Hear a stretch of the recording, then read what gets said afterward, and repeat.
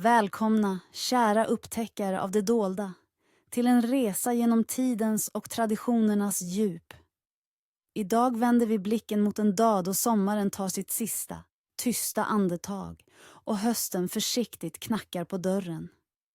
En tid fylld av övergångens magi, där gränsen mellan det kända och det okända tycks tunnas ut. Varför är just denna dag så laddad med visdom och varningar?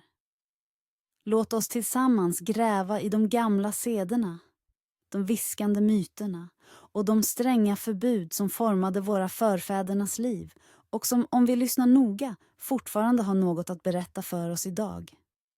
Den 31 augusti.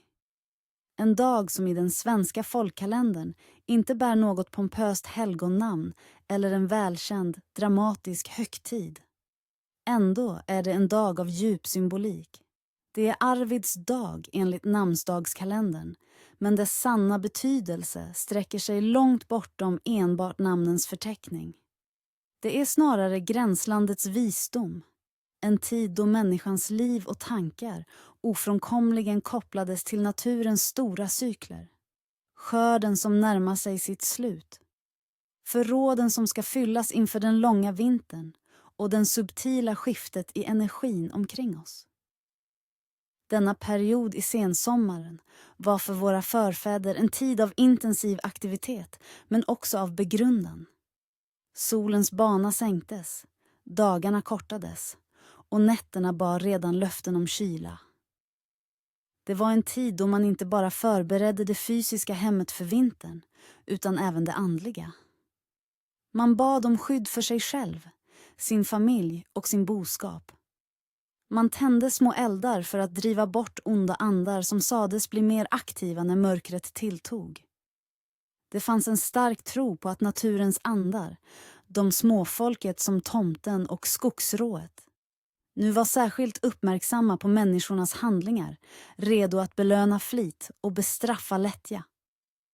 Trots avsaknaden av en specifik kyrklig högtid på just detta datum i Sverige genomsyrades dagen av en djup andlighet, en vördnad för det gudomliga i naturen och en medvetenhet om livets förgänglighet och återfödelse. Låt mig nu berätta en berättelse, en viskning från forna tider om den lilla björkträdets ande som vandrade genom de svenska skogarna just vid denna tid på året. Det sägs att när sommaren började tyna bort och träden viskade farväl med sina första gulnande löv, då steg björkmoran, skogens moder, fram. Hon var inte en ondskefull varelse, men sträng och rättvis. Varje år, just vid sensommarens slut, vandrade hon från de djupaste skogarna ut mot fälten och byarna. Hennes klänning var vävd av de sista gröna löven. Hennes hår flöt som sälgens hängen och hennes ögon reflekterade den nedgående solens milda sken. Björkmoran kom för att se hur människorna hade förvaltat sommaren. Hade de skördat med tacksamhet? Hade de lämnat en del till skogens varelser? Hade de slösat med naturens gåvor? Hon bar med sig en liten korg fylld med magiska frön, förberedelse för tomten, husanden. Syfte: att säkra god relation med gårdens tomte som skyddar hus och djur för att säkerställa hans välvilja under vintern. Vad behövs? En liten skål med gröt, helst risgrynsgröt med en klick smör i mitten. En plats i närheten av ladugården, en uthusvägg eller en plats under en gammal gran. När och hur? I skymningen, just när mörkret börjar lägga sig. Bär ut grötskålen och placera den på den utvalda platsen. Säg tyst: lille vän, tomtegod, här är mat till din ro. Skydda huset, skydda djuren, välsigna gårdens murar. Under vinterns kyla var vår vän och värnare. Vänd dig sen om och gå tillbaka utan att se dig om. Det är viktigt att inte störa tomten när han tar emot offergåvan. Vad göra efteråt? Låt gröten stå över natten. Om skålen är tom på morgonen har tomten accepterat din gåva och ditt hus är skyddat. Är den orörd har du kanske oavsiktligt förargat honom. Och då måste du fundera på vad du kan ha gjort för att återställa hans välvilja.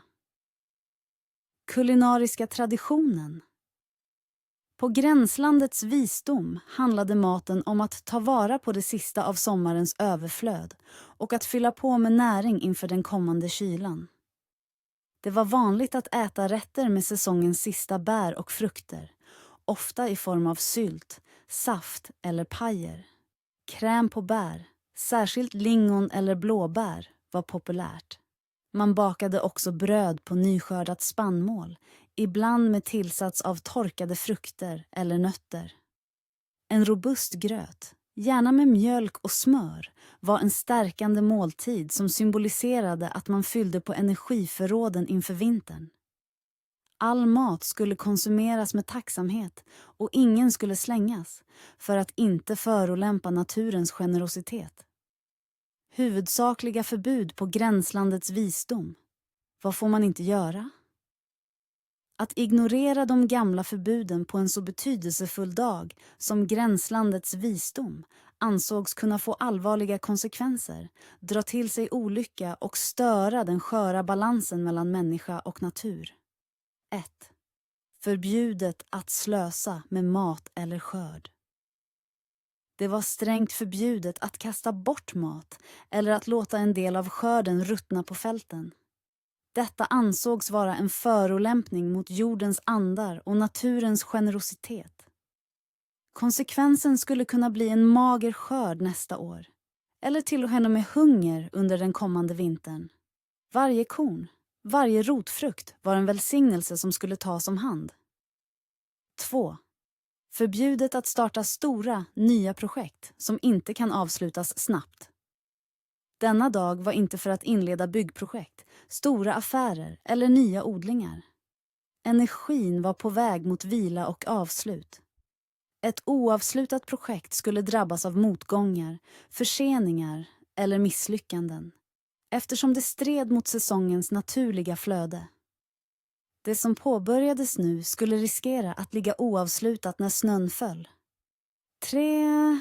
Ini adalah satu bentuk sinkretisme yang unik, di mana ritual Islam digabungkan dengan keperluan psikologi masyarakat untuk merasa selamat daripada ancaman yang dirasakan melalui kepercayaan rakyat.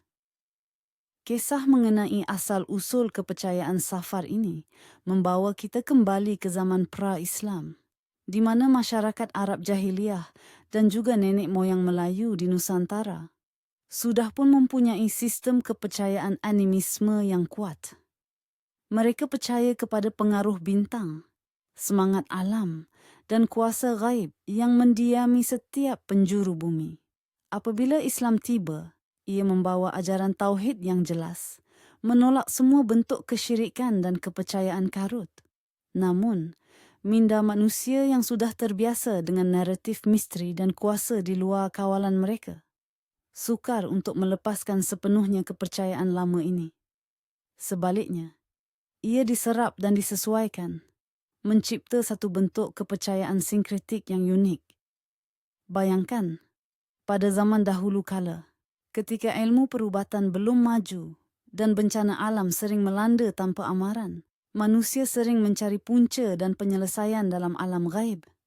Safar, yang secara literal bermaksud kosong atau kam kuning, merujuk kepada daun yang menguning atau penyakit kuning. Mungkin dianggap sebagai bulan, di mana kekosongan ataupun kelemahan lebih dirasai. Ia mungkin waktu di mana hasil tuaian berkurangan atau penyakit mudah menyerang.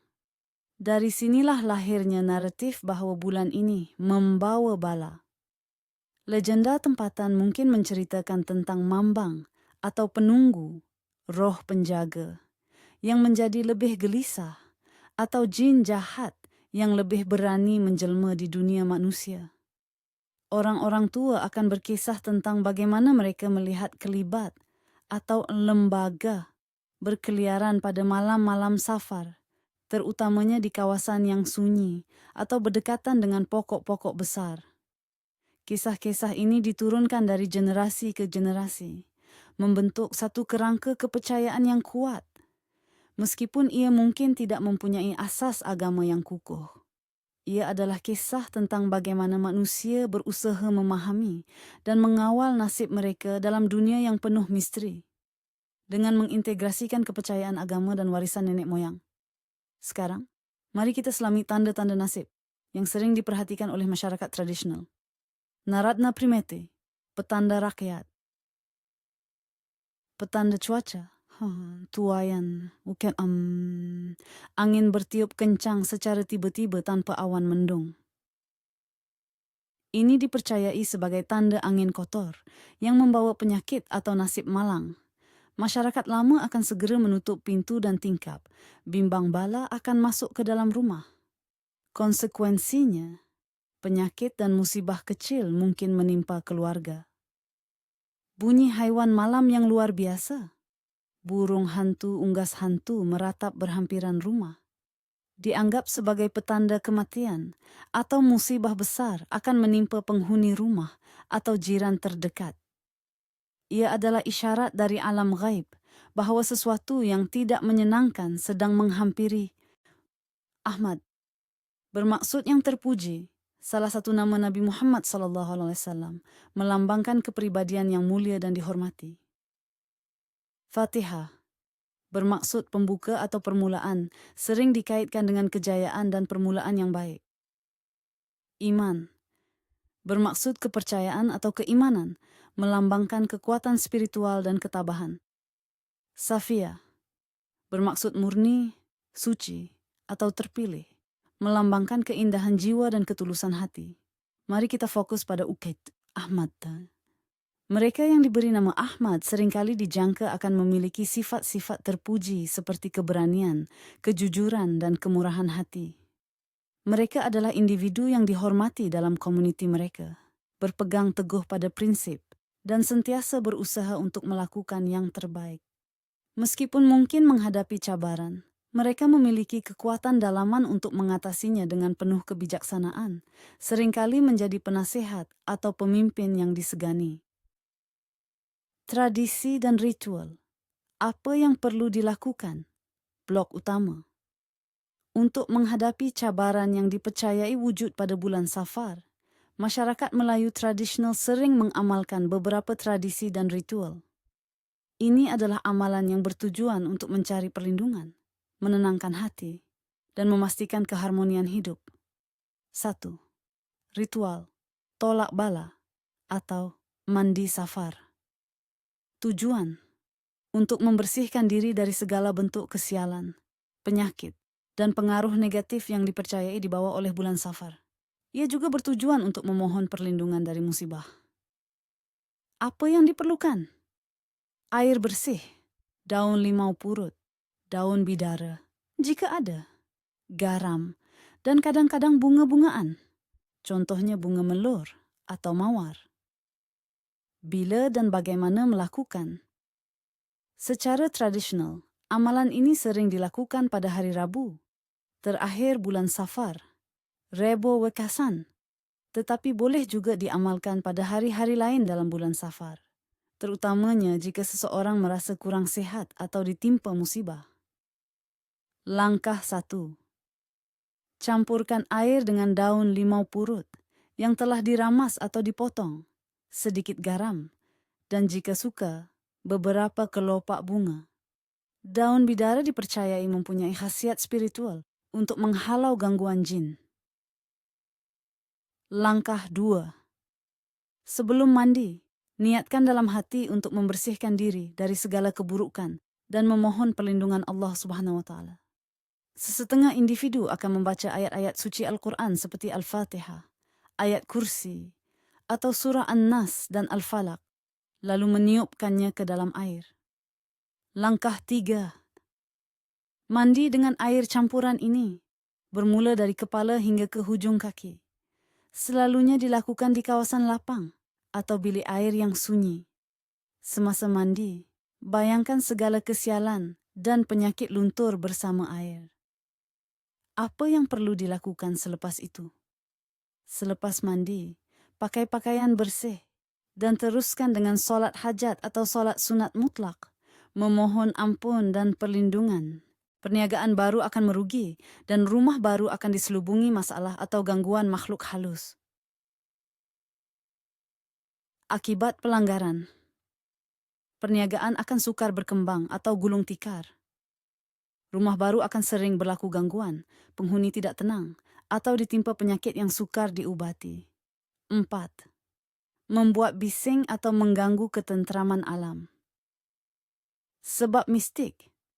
Masyarakat lama percaya bahawa alam mempunyai penunggu ataupun roh, membuat bising di tempat sunyi, memotong pokok besar tanpa izin, atau mengotorkan alam pada bulan Safar, dipercayai akan menimbulkan kemarahan makhluk halus dan membawa gangguan.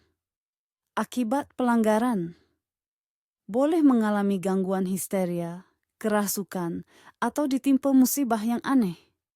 Tanah atau tempat tersebut mungkin akan menjadi keras atau tidak berkat. 5. Menyisir rambut pada waktu maghrib. Sebab mistik. Waktu senja atau maghrib adalah waktu lintas sempadan antara alam nyata dan alam gaib. Menyisir rambut pada waktu ini dipercayai menarik perhatian jin dan syaitan yang mungkin akan mengganggu atau mengambil kekuatan rambut. Akibat pelanggaran. Boleh mengalami sakit kepala, keguguran rambut, atau didatangi mimpi buruk. Juga dipercayai ia boleh menyebabkan seseorang cepat tua. 6. Membuang air panas ke dalam lubang tanpa mengucapkan salam. Sebab mistik. Lubang-lubang di tanah atau longkang dipercayai adalah tempat tinggal jin dan makhluk halus. Membuang air panas tanpa mengucapkan salam seperti bismillah atau assalamualaikum adalah dianggap sebagai menceroboh dan boleh mencederakan penghuni gaib tersebut. Akibat pelanggaran. Penghuni rumah atau individu yang melakukannya boleh diserang demam panas misteri, sakit kulit, atau gangguan fizikal yang tidak dapat dijelaskan secara perubatan. 7. Berada di luar rumah seorang diri pada waktu malam. Terlalu lama. Sebab mistik. Malam terutamanya pada bulan Safar dipercayai adalah waktu di mana makhluk halus berkeliaran bebas. Berada di luar rumah seorang diri terlalu lama boleh menjemput gangguan atau kerasukan.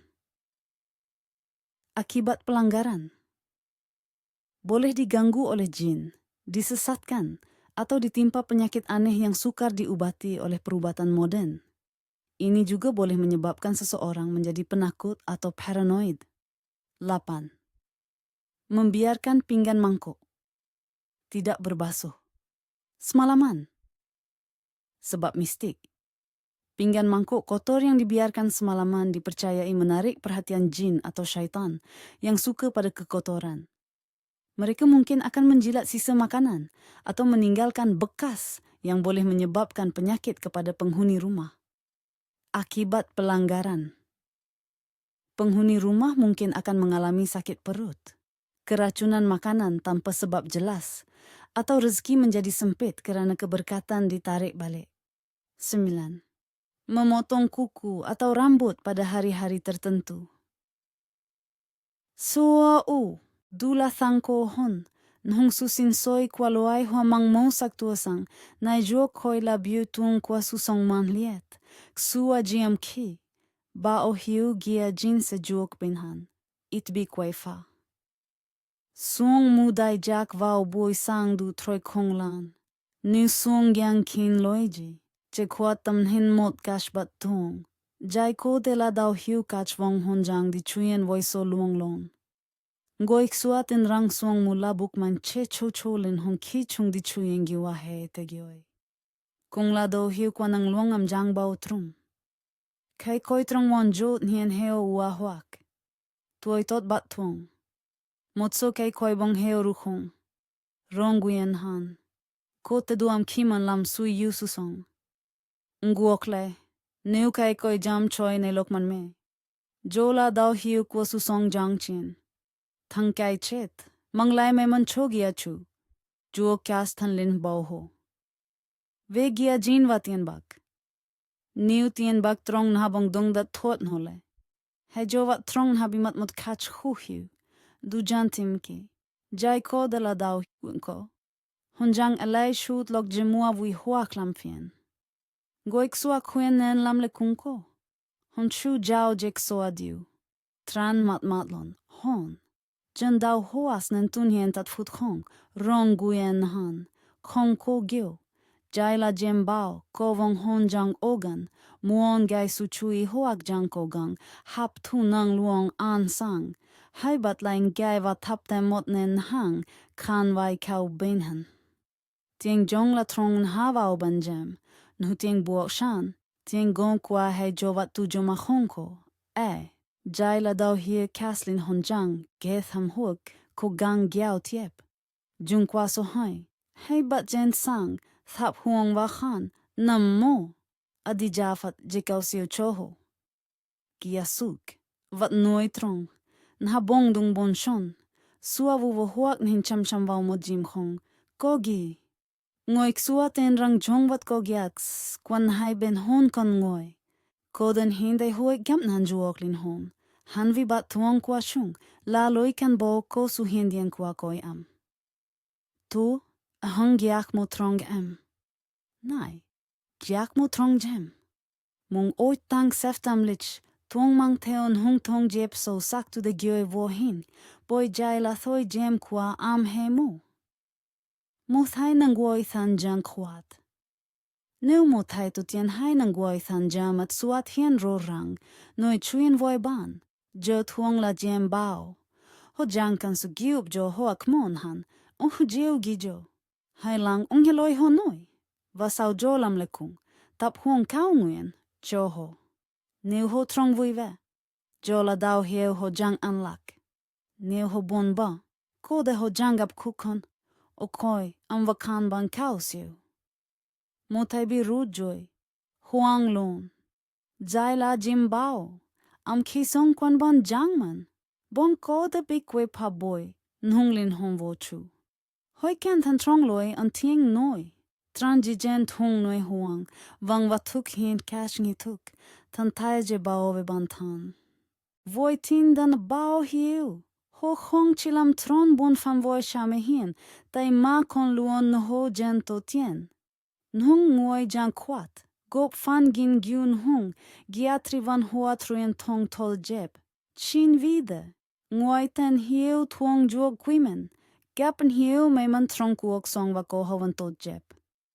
Nhung truyen tong wa ngi, legan lam trong ngai. Nai, je hoa gyai am kiwa kaumong bin an trong ngai.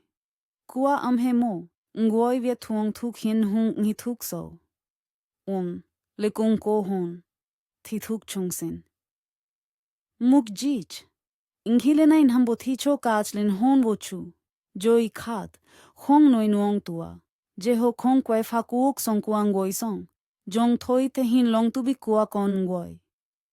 Nhungi kan chuambi, mot mam kung ho jog jat ngoi troy, truok san hoak ban kong, kachwat fam kung tuong bao gom, chao trang, koi lang, san luok.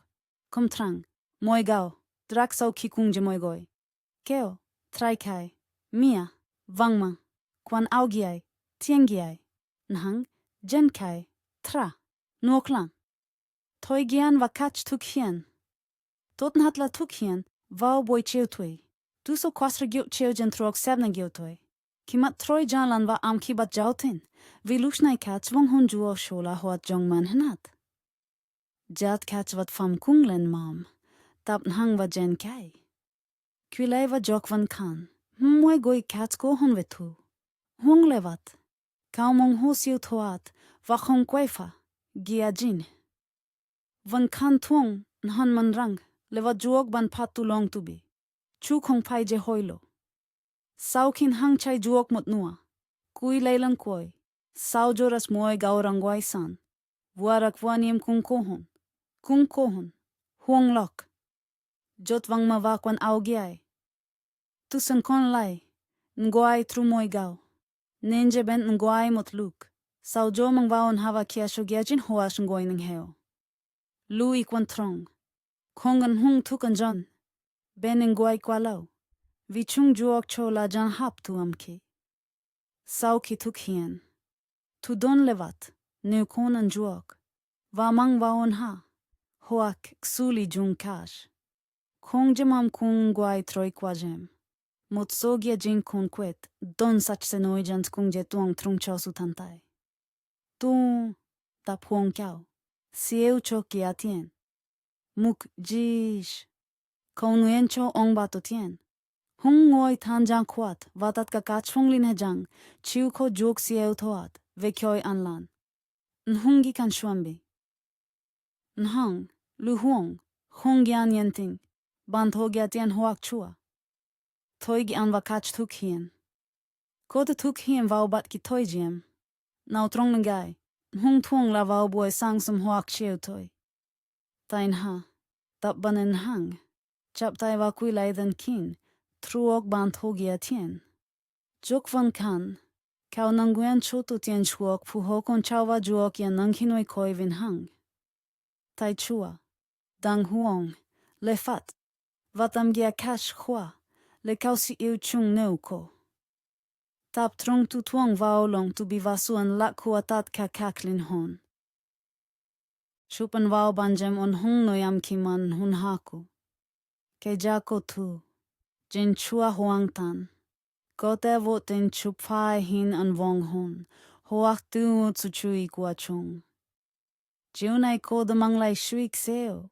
Geiran hung hien tuong seo nien trong en huak tam chila am vaong gochup. Jo, kong hat tien pak, jovat roivoi trenjuong. Lidu va hokwa. Jovat jakbit la tien pak, roivoi trenjuong trong. Tanko hon tuong juok shemla, tien mua juong, tien am, fu hoa vat fam. Kung bai ma kash vong hon jang sudung, nhat nung tunai kong ngia laban jang, lai ji jo kwa vong hon. Ko de hin ho tuk gyan, teo vik pa, hoak mang lai van ri, hau tai ton kwa chongoin hat. Tamchi, mot songoi tin rang jola bay kwa makwijiti mungoi de mang. Ten, tran nung kwa kwi kwaja, kai vong, gai go. Lido va hau kwa. Am ki thuong bithu. Hut boin hung nang luang dieo kuk nhu kai vong. Duk gyan, hoas su hon luan. Kain hau, gai go trong. Tang nai khong chi fa vo su hoa thuan trong. Gia jin makon taura lohong, je am ki sham hap. Kien kats vong on koko hoi kwefa. Lam moi trien tronen toite hon. Tai vau jhu, hei giu tamantin. Vive, hoa tuan je duitri nang luang duang ki trong nha. Tangko hon, hei jak biet la nge kwa. Hei mo, kong fai la je chung ta song trong so hoi. Ma la jen hak no chung ta ve long tu bi. Ve suking trong joy voi de gioi tam lin va. Ve in hia kwa kuok song. Hoi song mot kuok joy tron ven. Yu tuong va tankin. Je moi jin gai jeu la mot ngai ben han. Shin kamon kuivi jan jong han kung toi trong han tring. Kam fa hom nai. Han gap lai kuivi trong hung tap tiep teo. Noi chung ta se tiep tuk ven man hong bi an kwavu tru. Oude tradities spraken over de kwetsbaarheid van nieuw leven en de noodzaak om het te omringen met bezweringen en beschermende symbolen. De aanwezigheid van Sint Raimundus op deze dag fungeert als een brug tussen deze oude overtuigingen en de latere spirituele praktijken, waarbij zijn legende zich vermengt met de diep gewortelde behoefte aan veiligheid en verborgen kennis. De legende van Sint Raimundus Nonatus is zo rijk en vol van wonderen dat zij leest als een epische vertelling. Stel u voor, het is het jaar 1200, in een klein dorpje genaamd Portel in Catalonië. Een jonge vrouw, vol verwachting, draagt een nieuw leven in zich. Maar het lot slaat wreed toe. Zij overlijdt plotseling, nog voor de geboorte van haar kind. Verdriet en wanhoop grijpen de gemeenschap. Echter, de genade van God, of misschien een oudere, aardse kracht, zou nog een wonder bewerkstelligen. De plaatselijke heer, gedreven door een onverklaarbare ingeving, beval dat de overleden vrouw moest worden geopend, in de hoop het kind te redden. En zo geschiedde. Het leven van een jongen werd gered uit de moederschoot van zijn gestorven moeder. Dit was Raymundus, wiens bijnaam Nonatus, niet geboren, voor altijd zijn buitengewone entree in deze wereld zou markeren. Zijn leven, vanaf het begin omgeven door het buitengewone, was voorbestemd voor grootsheid. Als jonge man trad hij toe tot de orde van de Mercedariërs, een orde die zich wijdde aan het verlossen van christelijke gevangenen uit de handen van de Moren. Deze taak was gevaarlijk en vol ontberingen. Raymundus' toewijding was grenzeloos. Hij reisde naar Noord-Afrika, waar hij met zijn bezittingen christenen vrijkocht uit de slavernij. Toen zijn geld opraakte, bood hij zichzelf aan als onderpand, als gijzelaar. Maar zelfs in gevangenschap bleef hij preken. Bleef hij het woord van God verspreiden, wat de Moren woedend maakte. Zij probeerden hem het zwijgen op te leggen, eerst met martelingen, daarna met een wel heel bijzondere en gruwelijke methode. Denk u eens in de angst en de wanhoop, maar ook de onwrikbare moed. Om hem te beletten verder te prediken, werden zijn lippen doorboord en met een hangslot aan elkaar gesloten. Hij droeg een ijzeren hangslot op zijn mond, de sleutel in handen van zijn bewakers, en mocht alleen spreken wanneer zij het hem toestonden, en alleen in hun aanwezigheid. Wat een beproeving voor iemand die geroepen was het woord te verkondigen. Dit beeld van de verzegelde mond, van de gedwongen stilte, is ontzagwekkend en tragisch. Het symboliseert niet alleen zijn martelaarschap, maar ook de immense kracht die kan schuilen in het niet spreken, in het bewaren van het woord. Na zijn vrijlating door zijn orde keerde Raymundus terug naar Spanje. Zijn roem als wonderdoener en heilige verspreidde zich snel. De paus benoemde hem tot kardinaal, maar Raymundus stierf op de terugweg naar Rome in het jaar 1240. Stromend water staat voor het loslaten en zuiveren van deze emoties. Droomt u over het vinden van een sleutel? Dit is een zeer positief teken. Het betekent dat u de oplossing zult vinden voor een langdurig probleem, of dat een verborgen waarheid aan u zal worden geopenbaard. De sleutel staat voor toegang tot kennis en begrip. Droomt u over een tuin vol rijpe vruchten? Dit symboliseert overvloed, vruchtbaarheid en de beloning voor uw inspanningen. Het is een teken dat uw werk zal worden beloond en dat u de vruchten van uw arbeid zult plukken. Geboren op deze dag. Mensen die op 31 augustus het levenslicht zien, dragen vaak een unieke mix van karaktereigenschappen die de invloeden van deze dag weerspiegelen. Ze staan bekend om hun diepe intuïtie en hun vermogen om geheimen te bewaren, of om juist door de oppervlakte heen te kijken naar de ware aard der dingen. Net als Sint Raymundus hebben ze een zekere veerkracht. Ze kunnen tegenslagen doorstaan en komen er sterker uit. Er is vaak een mysterie rondom hen, een zekere terughoudendheid die hen intrigerend maakt. Ze zijn loyaal en beschermend naar hun dierbaren, vaak met een sterke verbinding met familie en wortels. Ze kunnen diepe denkers zijn, geneigd tot introspectie en het zoeken naar de diepere zin van het leven. Soms worstelen ze met het uiten van hun emoties, uit angst voor kwetsbaarheid of het doorbreken van een innerlijke verzegeling. Ze hebben een aangeboren gevoel voor rechtvaardigheid en zullen opkomen voor de zwakkeren en de onschuldigen. Naamgenoten. Op deze dag vieren velen hun naamdag, met name degenen die vernoemd zijn naar de heiligen van vandaag. Raymundus of varianten daarvan, zoals Raymond, Ramon of de vrouwelijke vormen Raymonde of Ramona. Deze namen, die vaak wijze beschermer of verstandige raadsman betekenen, weerspiegelen de kernkwaliteiten die met Sint Raymundus Nonatus worden geassocieerd. Eenieder met de naam Raymond is vaak gezegend met een kalme en bedachtzame aard.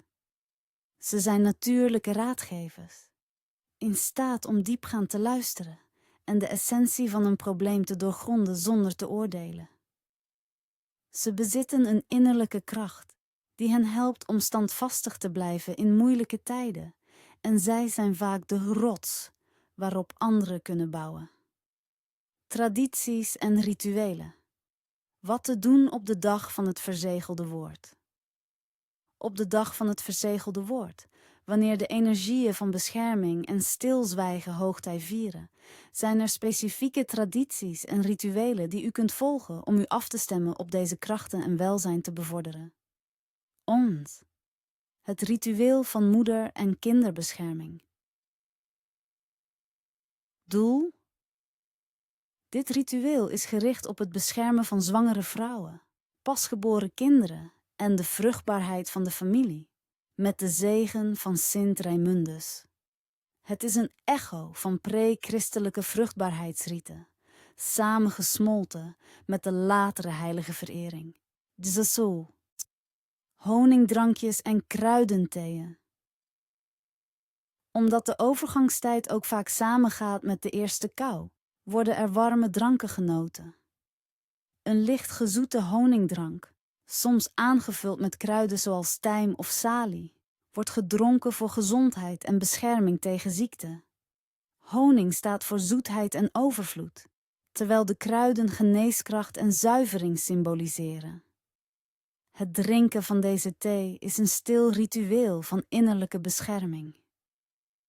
De hoofdverboden van de dag van het verzegelde woord. Wat absoluut niet te doen.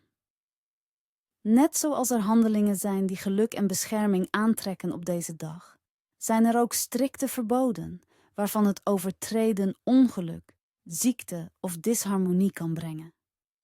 Deze verboden zijn vaak direct verbonden met de spirituele betekenis van de dag en de legende van Sint Raimundus. 1. Niet roddelen of kwaadspreken. Waarom verboden? Dit is het allerbelangrijkste verbod, direct afgeleid van het martelaarschap van Sint Raimundus, wiens mond werd verzegeld om het kwaadspreken te stoppen. Op deze dag is de kracht van het gesproken woord buitengewoon sterk, zowel in positieve als negatieve zin. Roddelen is als het doorbreken van een zegel op andermans geheim of reputatie. Gevolgen van overtreding. Wie roddelt of kwaadspreekt op deze dag, riskeert dat zijn eigen geheimen onthuld worden, of dat zijn woorden tegen hemzelf gebruikt worden. Het kan leiden tot conflicten, misverstanden en een slechte reputatie die moeilijk te herstellen is. Ook kan het leiden tot een gevoel van benauwdheid en een verzegelde keel, wat lichamelijke klachten kan veroorzaken. Geen ruzies of conflicten. Uitlokken. Waarom verboden? De dag van het verzegelde woord is een dag van rust, bescherming en harmonie, vooral binnen het gezin en de directe omgeving. Ruzies verstoren deze fragiele energie en openen de deur voor negatieve invloeden. Sint Raimundus staat ook voor de bescherming van de familie. Gevolgen van overtreding. Een conflict dat op deze dag ontstaat, kan langdurige en diepe wonden achterlaten. Het kan leiden tot een verzegelde communicatie, waarbij partijen niet meer in staat zijn om met elkaar te praten, wat relaties permanent kan beschadigen. Ook kan het de beschermende energieën van het huis verdrijven, waardoor het kwetsbaar wordt voor oneenigheid en pech. 3. Geen onnodige reizen maken. Waarom verboden? In veel oude tradities waren overgangsdagen momenten waarop de grenzen tussen werelden dun waren en reizen kon risicovol zijn. Reizen op deze dag kan je weghalen van de beschermende energie van je thuis en je kwetsbaar maken voor onvoorziene problemen. Vooral gerelateerd aan vertraging of verwarring. Het kan ook worden gezien als het doorbreken van de stilte en stabiliteit van de dag. Hindi lang sila mga individual. Sila ay naging mga sagisag ng isang kolektibong pangarap. May mga kwento ng mga bayani na, ayon sa matatanda, ay pinatnubayan ng mga espiritu ng kalikasan, ng mga diwata at engkanto, upang magkaroon ng di pangkaraniwang lakas o karunungan. Sinasabing ang mga bayani tulad ni Bonifacio na sumumpa sa ilalim ng buwan ay nagtataglay ng agimat o anting-anting na nagbibigay sa kanila ng proteksyon at lakas ng loob, hindi lamang mula sa pisikal na mundo kundi maging mula sa espiritual. Ang kanilang mga tagumpay at kabiguan ay naging aral at ang kanilang mga pagkamatay ay naging binhi ng kalayaan. Ang araw na ito ay paalala na ang diwa ng pagkabayani ay hindi namamatay. Ito ay nananahan sa puso ng bawat Pilipino, naghihintay lamang na muling mag-alab sa oras ng pangangailangan. Ang kanilang mga kaluluwa, ayon sa matatandang paniniwala, ay hindi nagpapahinga hanggat ang kanilang mga pangarap para sa isang malaya at masaganang Pilipinas ay hindi lubos na natutupad. Sila ay patuloy na nagbabantay. Isang bantay na tila hangin na humahaplos sa ating balat. Isang bulong na naririnig sa gitna ng katahimikan. Mga palatandaan ng tadhana. Mga pahiwatig sa araw ng mga bayani. Sa araw na ito, ang mga palatandaan mula sa kapaligiran ay may mas malalim na kahulugan na tila mga mensahe mula sa ating mga bayani at ninuno. Pagmasdan ninyo ang mundo sa paligid, sapagkat ang mga lihim ng kinabukasan ay maaring ibinubunyag sa inyo. Mga palatandaan ng panahon at kalikasan. 1. Biglang pagbuhos ng ulan pagkatapos ng matinding sikat ng araw. Kung biglang umulan ng malakas pagkatapos ng mahabang sikat ng araw sa araw na ito ay tanda ng paglilinis at pagpapala. Sinasabing inilalabas nito ang mga masasamang enerhiya at nagdadala ng bagong pag-asa at pag-unlad sa bansa. Ang mga bayani ay nililinis ang daan para sa magandang kinabukasan. 2. Lihim na pananaw ng bahaghari. Ang paglitaw ng bahaghari, lalo na kung ito ay biglaan at lumilitaw mula sa walang ulap, ay isang napakagandang palatandaan. Ito ay simbolo ng pag-asa at tipan mula sa mga ninuno na ang lahat ng pagsubok ay magkakaroon ng magandang katapusan. Nagsasaad din ito ng kapayapaan at pagkakaisa sa mga susunod na panahon. 3. Malakas na hangin, ngunit payapa ang kalangitan. Kung ang hangin ay malakas na umiihip ngunit ang kalangitan ay malinaw at walang ulap, ito ay nangangahulugang ang mga espiritu ng mga bayani ay aktibong gumagala, nagbibigay proteksyon at nagpapaalala sa atin ng kanilang patuloy na presensya. Mag-ingat sa inyong mga salita at gawa dahil sila ay nakatutok.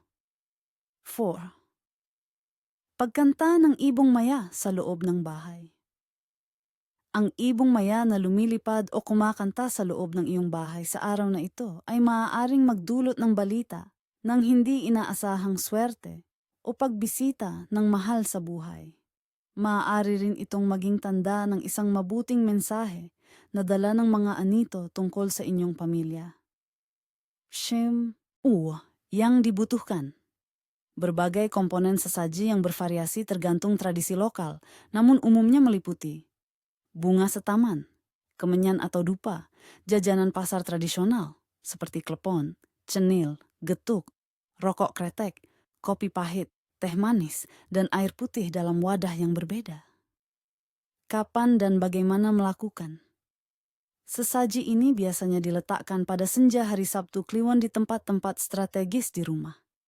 Misalnya di depan pintu utama, di dapur, di pojok rumah yang diyakini sebagai tempat berkumpulnya roh baik, atau di luar rumah dekat pohon besar atau persimpangan jalan. Saat meletakkan sesaji, panjatkan niat atau doa dengan suara lirih, memohon keselamatan, rezeki, dan kerukunan. Apa yang harus dilakukan? Setelahnya, biarkan sesaji tetap di tempatnya semalaman. Esok harinya, sesaji yang berupa makanan bisa dibagikan kepada anggota keluarga atau tetangga sebagai simbol berbagi berkah, atau dikembalikan ke alam dengan meletakkannya di bawah pohon atau sungai. 4. Ruatan pribadi, penyucian diri. Tujuan: Meskipun ruatan besar adalah upacara yang kompleks, ruatan pribadi atau penyucian diri ini bertujuan untuk membersihkan diri dari sengkala, kesialan, nasib buruk, atau energi negatif yang mungkin melekat pada diri, terutama bagi mereka yang merasa apes atau mengalami banyak rintangan. Yang dibutuhkan 7 jenis bunga untuk mandi, misalnya mawar, melati, kenanga, kantil, sedap malam, air bersih, dan niat yang kuat untuk membuang kesialan. Kapan dan bagaimana melakukan? Lakukan pada pagi hari Sabtu Kliwon. Siapkan air di bak mandi dan masukkan 7 jenis bunga tersebut. Mandilah dengan air bunga sambil memanjatkan doa atau mantra penyucian diri, memohon agar segala sengkala dan energi negatif terbuang. Visualisasikan energi negatif keluar dari tubuh Anda bersama dengan air. Apa yang harus dilakukan? Setelah mandi, kenakan pakaian bersih. Berusahalah untuk menghindari pikiran negatif dan fokuskan diri pada niat positif sepanjang hari. Ini adalah awal baru untuk energi yang lebih baik. Tradisi kuliner hari ini. Pada Sabtu Kliwon, makanan yang disajikan cenderung sederhana, namun syarat makna. Nasi tumpeng putih. Nasi tumpeng berbentuk kerucut yang terbuat dari nasi putih murni, bukan nasi kuning. Nasi putih melambangkan kesucian dan kemurnian jiwa.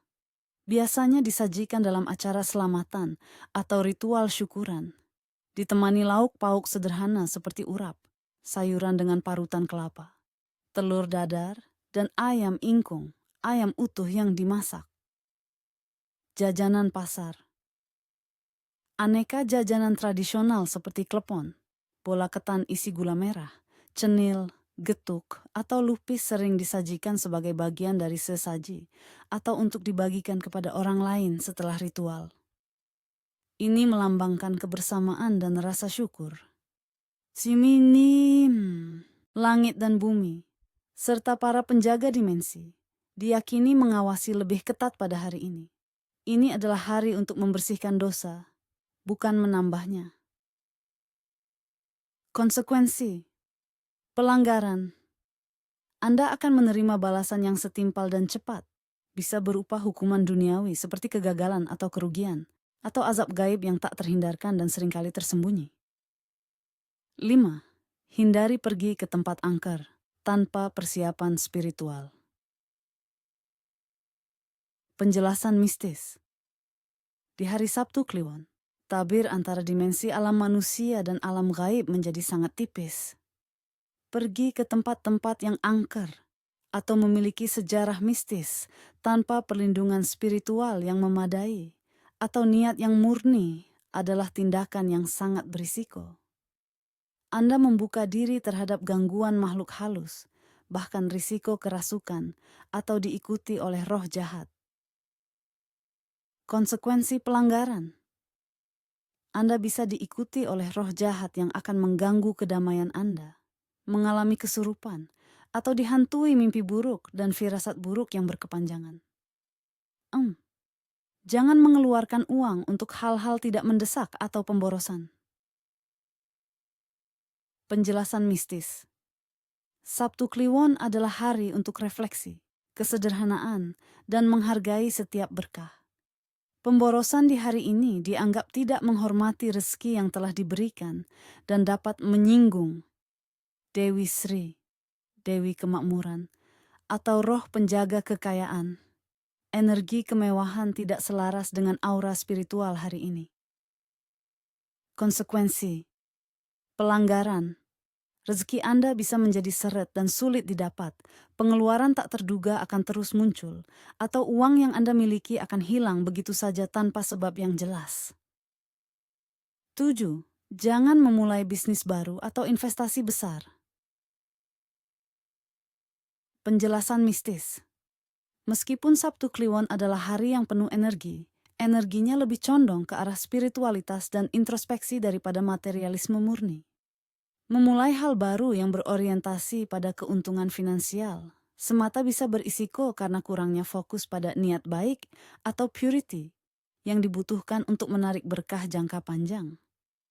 Energi hari ini lebih cocok untuk perencanaan dan pemurnian niat. Konsekuensi, pelanggaran, usaha atau investasi Anda akan mengalami stagnasi, kerugian, atau tidak berjalan sesuai harapan karena aura. Spiritual hari ini tidak mendukung ambisi material yang berlebihan. 8. Jangan bertengkar atau berselisih. Paham. Penjelasan mistis. Energi Sabtu Kliwon sangat sensitif terhadap harmoni dan kedamaian. Pertengkaran atau perselisihan akan menciptakan retakan pada aura pribadi dan keluarga Anda, menarik energi pecah belah dan kesialan. Lingkungan yang tidak harmonis akan menjadi magnet bagi energi negatif. Konsekuensi, pelanggaran. Hubungan dengan orang terdekat bisa rusak parah. Kesalahpahaman akan berlarut-larut, dan energi negatif akan terus-menerus menyelimuti rumah tangga Anda, menyebabkan ketidaknyamanan batin. 9.